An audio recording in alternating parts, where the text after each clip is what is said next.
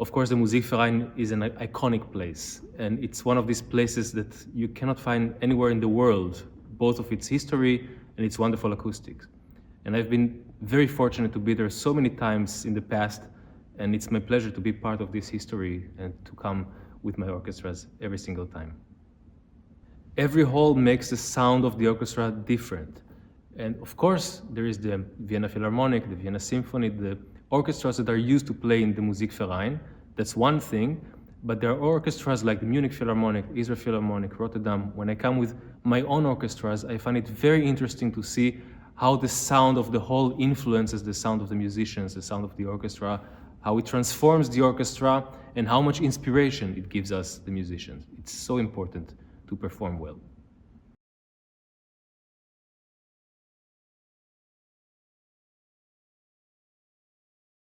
I think that any music can be both or either entertainment or a more profound experience. Depends which kind of music it is.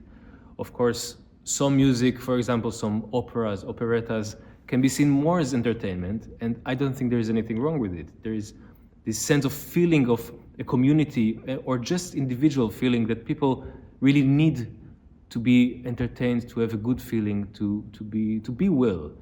But there's also the feeling of composers such as Beethoven, for example, or Mahler, many others, that have much more profound sense and much more deeper human connection sense. And I think that the best music brings both of these elements together.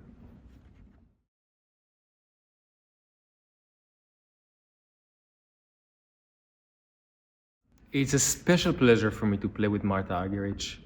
Yes, of course, when I play with her for the first time, I don't want to say I was intimidated, but of course I was aware to the fact that she's one of the greatest of all time and a personal favorite of mine. I grew up with her recordings and with listening to her, and I was extremely inspired and influenced by her playing. So in that sense, yes, of course, it's unbelievable. This time of my life and our life, also Martha, we have become really good friends. And we've played many times together. We've been together on stage with me conducting and also with two pianos together. And I have to say, there aren't so many people that I feel so connected to and so relaxed on stage with as I do with Martha, because it feels like we're just sharing the same mind when we make music together.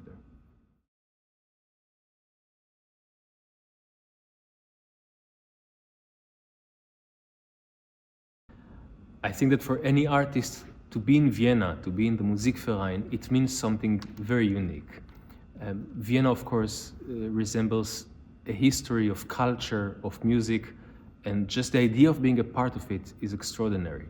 And I think it's important for a younger generation, for people who live today in Vienna and around the area, first of all, to be aware of its history, and I'm sure everyone is aware of the history, but most importantly, to feel what it means a live concert.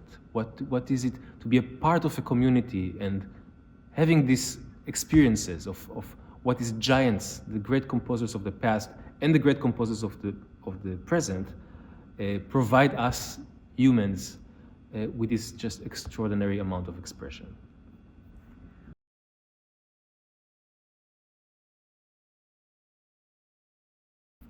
I've been inspired and influenced by many, many musicians in my life.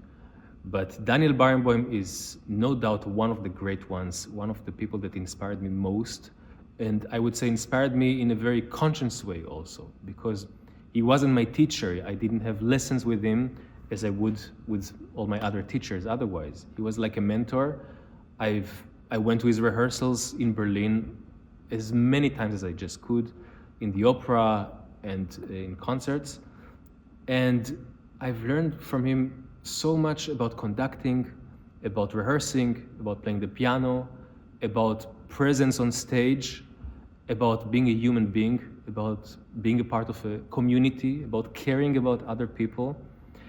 And to be very specific about the things I've learned from him as a musician, I can talk about it for many hours, because I've spent so much time with him, talking to him about music, experiencing him from the stage as a double bass player, as a pianist, and also having the fortune to accompany him with my own orchestra, the Rotterdam Philharmonic, and with his Divan Orchestra.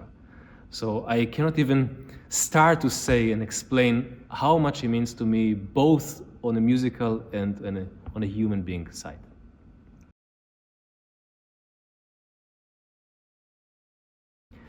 I try to keep as much free time as I can, which is not the easiest thing to do with 3 orchestras right now. But it is important for me, and I'm very much aware of it. I'm a father now, and I want to spend as much time as I can with my family, and I do make as much effort as I can to do it.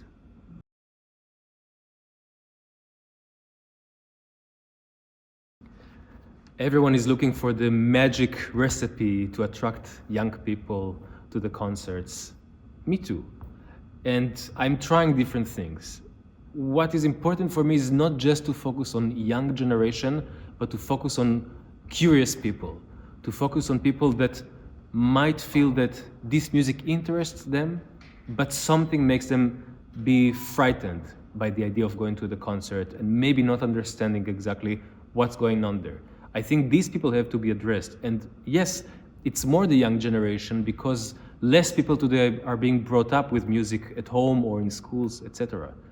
So I think ultimately it's our job, the musicians, the performers, to attract people to us also on a human level, not just musically, just to talk to people directly, talk about the music, share with them the love that we're all feeling to this music, explain why it's so beautiful, what you can listen to, and so on. And I'm sure this will attract many people, more and more.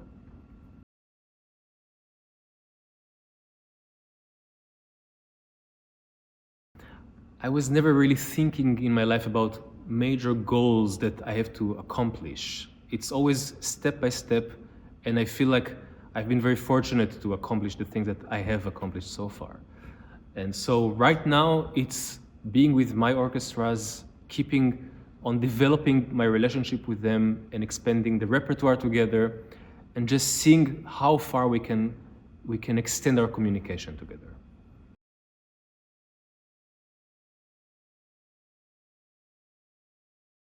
I think that the conductor generally should be able to show all the musical information with his hands, with his face, with his body language. Doesn't really matter how, but it doesn't have to go through words. Of course, in a rehearsal situation, you have to explain sometimes things that you cannot show, to clarify some things, or even to use your imagination, or to be more technical. But at the moment of the concert, where everything should be clear and people are basically thinking the same way, you should be able to be very free and liberated from details, and just let the music take you.